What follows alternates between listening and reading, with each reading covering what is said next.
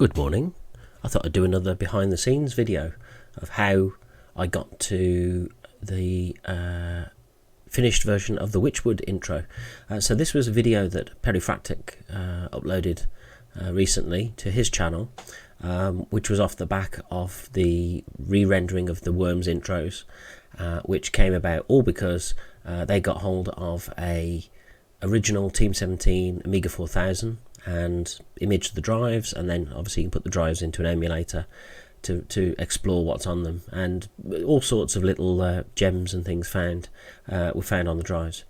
So essentially what we had when we looked in the Witchwood folder was some images, mostly corrupt. There was a lot of bad sectors on the drives, and they seemed to be smack bang in the middle of this stuff. There was this scene. There were 4 other versions, I think, of this scene, which were just variations on a theme. It was this scene without a camera move, this scene without the trees, this scene without the fence, and so this was like the last version of that scene progression. So essentially all it was that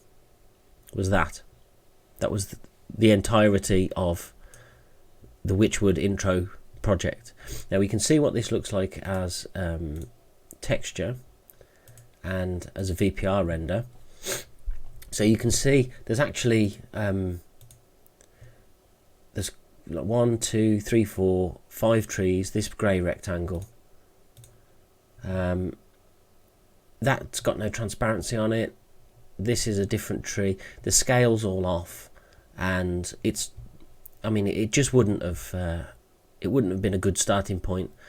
I can even see the fences off the ground there,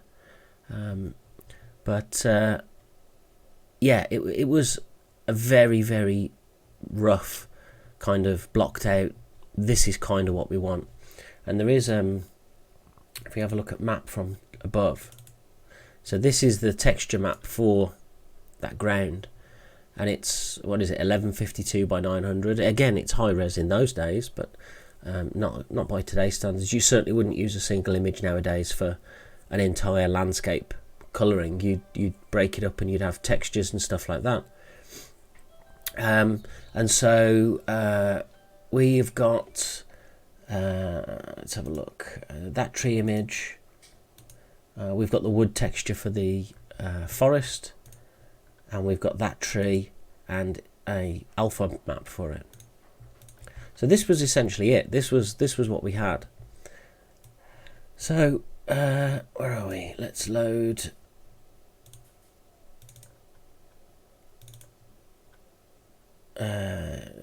This is the new scene made old. So what I did was I was basically, I'd got a brief from Chris via Perifractic, which said camera goes through the woods, following a sort of like a sparkler, like a glowing orb that's dancing through the trees and things like that, and it stops and it appears, it's a fairy, and it would say welcome to Witchwood, and then that would be the intro. So not a lot to go on. Obviously Chris knew in his mind what he wanted, and there may have been more discussion between Chris and Perifractic, but I get literally like a one-line idea of this is what Chris says. So from that I started working on the new version, and it was a little too new, to be honest with you. It had got 3D trees, it had got a lot of polygons. I think we were up to about 6 or 7 million polygons in the scene, and Perifractic says, can we make it look like the old scene, which means flat plain trees and things like that. So I had to sort of dumb down what I've been working on to create it. So if we just have a look at this in VPR. So I've got the camera motion sorted, and you saw the fairy then when it loaded in. So these are a lot of those images. Now there is an image which, there we go. So this is a slightly tweaked version. So this is an image that Perifractic shows in his video. This is a tree. It was photographed in Scotland. It was on a hill. It was nice because it was a clear blue sky behind it, which meant you could cut that out, you could process that out. So I've done a little bit of a level crush on this to try and make the black in the shadows a little darker, and then from that I've used the blue as essentially as a guide to extract a very basic alpha map. So all we've done is we've desaturated the image and did a selection to try and sort of break up the shape a little bit. So this then has, I don't think actually that gets used anywhere. So this is the original floor with the original floor map, because there it is, map from top. And then we've got lots more of these trees, because this was the thing, the trees, and you can use flat planes for trees, that's okay, but you have to put lots of layers in, otherwise you very quickly see that they're just flat images and you get no idea of depth from them. Also with the shadows, the light happened to be coming in this direction, so it does cast a shaped shadow on the floor. If that light was coming across the edge of the plane, if you imagine these trees are essentially cardboard cutouts, if it was coming across the edge of the cardboard, you just see a thin line on the floor, so you get none of this detail. So it's just luck that the light that was in the scene happens to be where it is. The only other change I've made with this is I've raised the fence up a little and extended its pole that goes into the ground down further, so that there's less chance, in fact I don't think it does at any point, poke through the ground. So what I'll do is I'll just show you this in there we go. So then this is the glowing orb, which was described as having like coloured sparks coming off it, like a sparkler. I don't know if, depending on where you are in the world, sparkler, you get them at bonfire night on November 5th. It's a little stick, it looks like a welding rod, you light the end and sparks fizz off it. That might be called something else in other countries, but they're sparklers here in the UK. So this thing comes in, and then at this point it gets bigger. So this was a sort of free fairy model. Again, in the final version that I did, this was a much higher detail model, but in order to essentially step it down to what was more realistic for the time, we did a big poly reduction on this.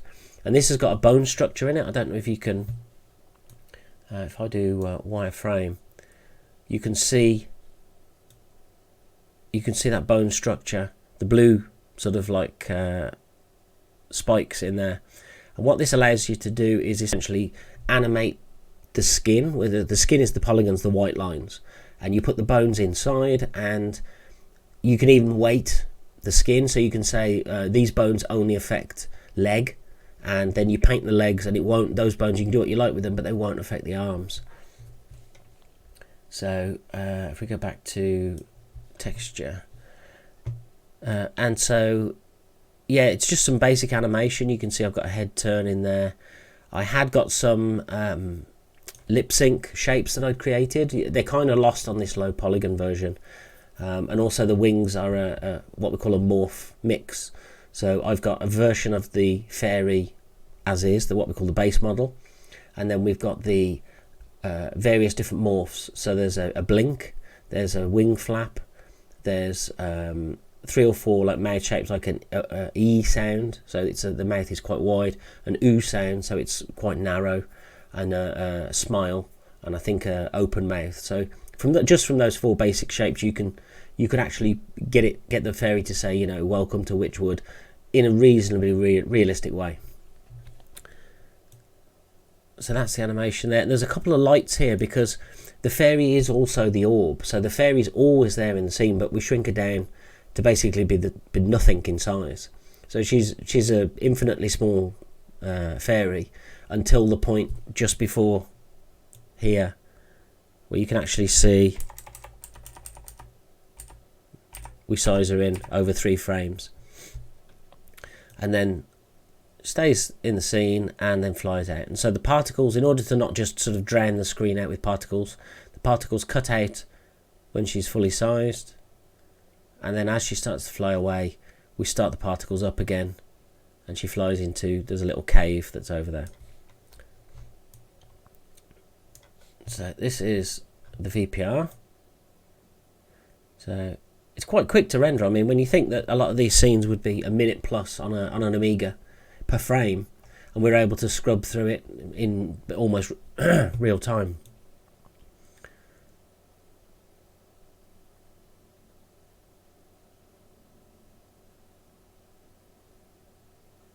So you can see this light is actually having an effect on the scenery.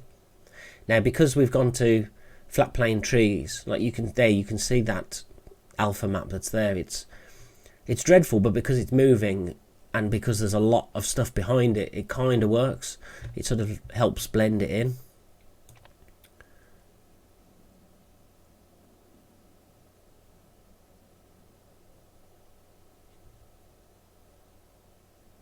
So there's the cave at the end of the path. Now, I added the cave, that wasn't part of the scene, but it felt like if we were following a path, we'd just end up looking out over the edge of the model, because shortly past that, where the cave is, that's the end of the map. It just doesn't go anywhere.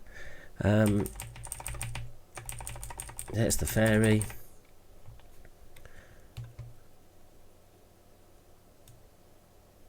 And in the original scene, the fence panels only went round. There was only about 4 or 5 of them, and obviously if you're going to have this entire animation, you've got to populate the fence all the way around. So I had to essentially map out a path and then put fences in so that the next one starts where the old one ends, then angle it, and then continue that all the way around. So then this last little bit here, where the fairy goes in the cave shape, it's only a few frames, but you can see just as it goes through the edge of the model there, that it casts a shadow. Not ideal, but it all happens so quick. So yeah, this particular scene now, if we have a look at this in perspective, so this is following, that's the actual fairy there. So we're zooming out and zooming out. So this is the entire world as we see it. That's the round mountains object that was in the original scene. You've got the fence panel. Now on this particular animation, I dropped the fence that was on the left when it hits the, because it comes up to a T-junction if you have a look at this. So the fairy starts wiggling around, and then you meet the T-junction that's in that image. And all of this, we never go left up this sequence. We go right down to the cave. So all of this, because there wasn't a fence in the original scene, I dropped it out just to test the render. That's where the fairy appears, and then it disappears into the cave. So yeah, this is you see there's the cave, and then that's the edge of the actual object. There's nothing off there. So if we were to have the camera here looking over here, we'd see the edge of the world. We'd probably actually see under the mountains as well. So I put that there purely just to block stuff off, so you couldn't see the edge of the world. And it's why there's a lot of trees at that T-junction there, because if we have a look at that VPR, there we go. So you can see the mountain. The mountain is there and there, and it's completely flat, and there's that horrible edge between where the two go. So you'd want as much detail in the background there to break up the line. And again, these trees, we've rotated them round so that you can because if we kept all the trees the same angle, when the camera takes a right, they're actually very shallow to the light source. So we'd see those sort of weird stick shadows that I mentioned. So yeah, that was the low polygon remake. And if we have a look at the sort of finished version that I did,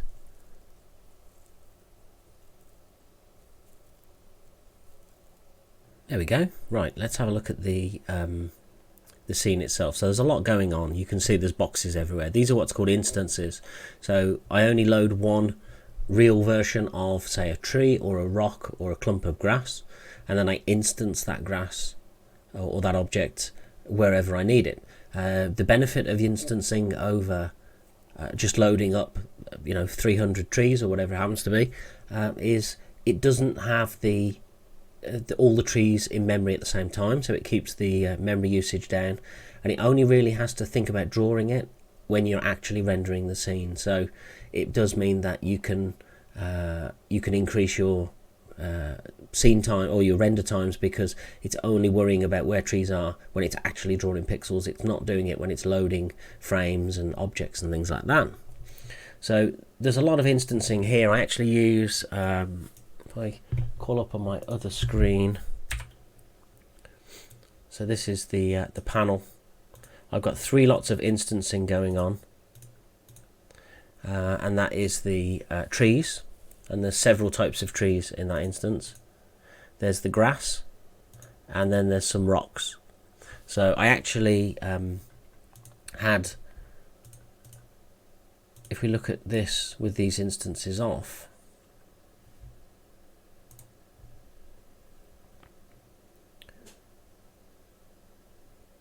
so this is just a quick VPR render, and so the round trees have been replaced by, this is the actual same round trees. The round mountain object has been replaced by the one from the worms animation, because we textured that up and it got a nice background.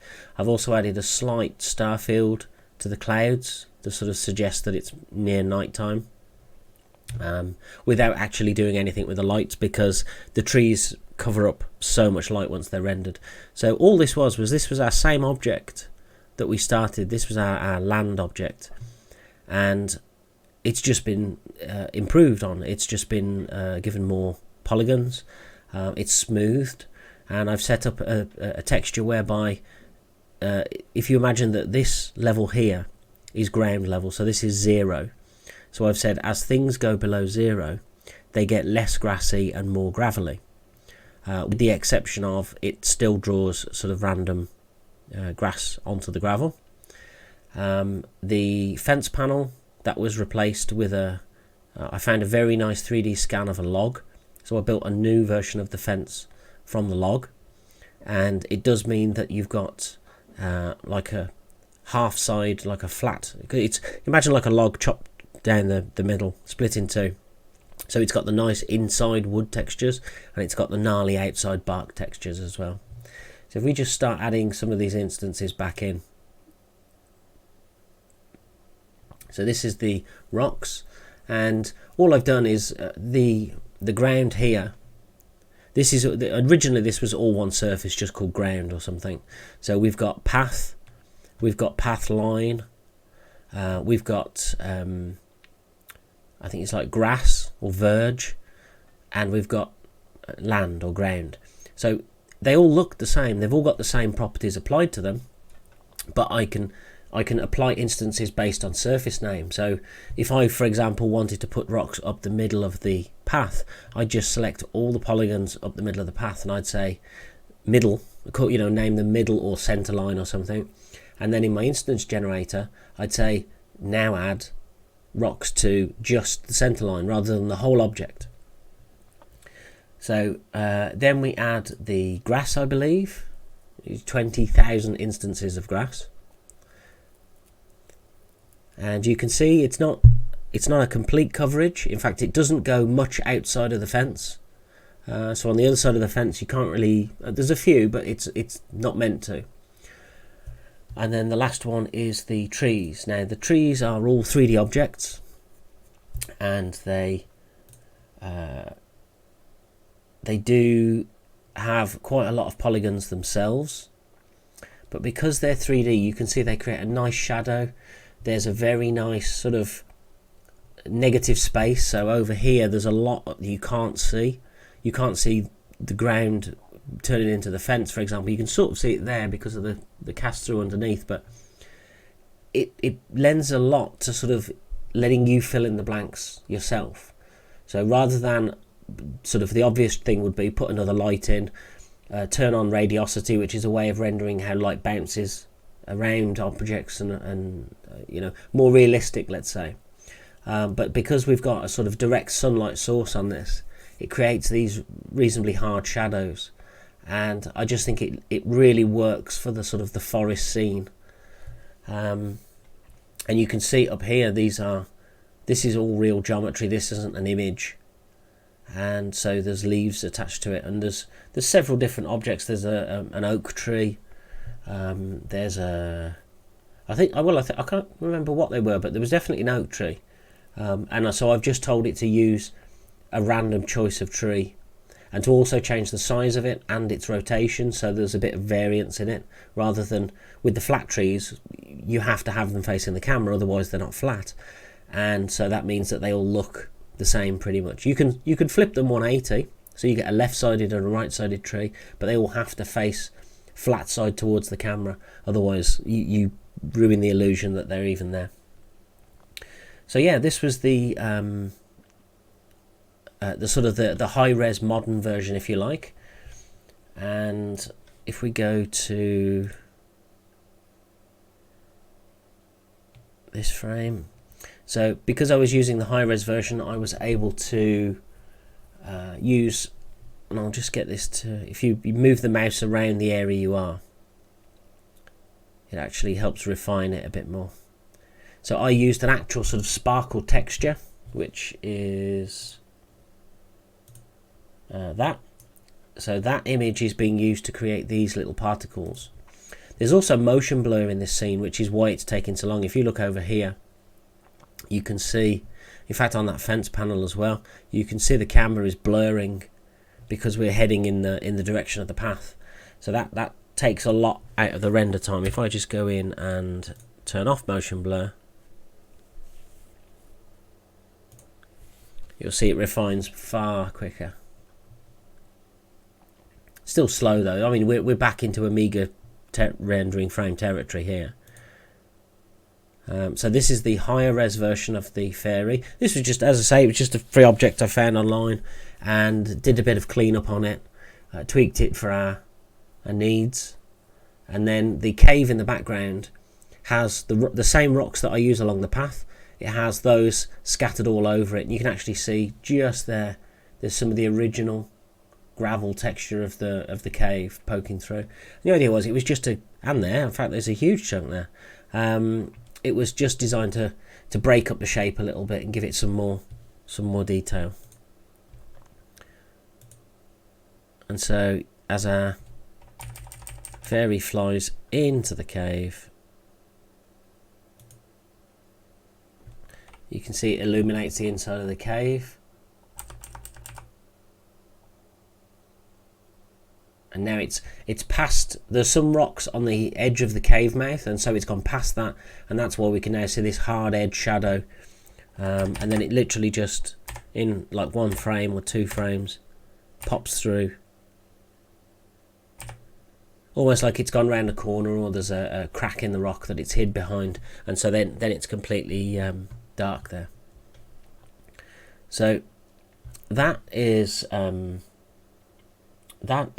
my scene, and we can have a look at what that looks like here.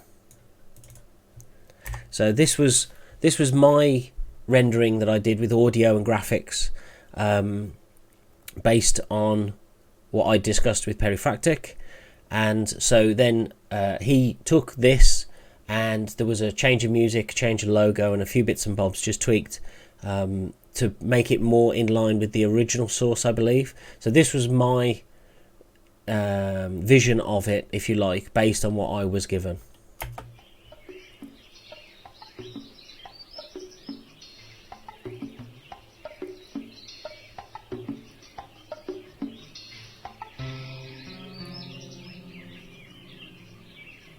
So you can see it going through the branches and the trees now. The way it casts shadows on the floor and things like that.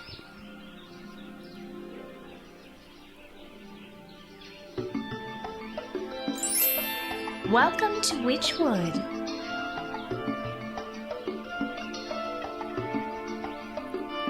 And then I went with the font. I'd not seen the original artwork. There was very little, I believe, online for this, other than Bjorn Lind's album cover, which used a fairly generic font. So I just found something that was like an interesting looking font, and you went with that. So yeah, there we go. That is the Witchwood behind the scenes video, which I've now got to go and piece together because of a crash. So hope you enjoyed that. If you did, let me know in the comments if you'd like to see anything in more detail. You know, more than happy to go through stuff, and yeah, hopefully it was informative, hopefully it was interesting for those that want to do a deeper dive into the background side of things and the how it's done. And yeah, if you haven't already and you're interested in this sort of stuff, and just sort of, I mean, if you've checked out any of the other videos on my channel, hit subscribe and you'll get notified when there's new stuff uploaded. It's not regular, it's not a monetized channel, I don't get anything for this. It's just a way of getting new information out, new ideas, and letting you guys see what I'm up to. So yeah, there you go. Hope you enjoyed that. Bye.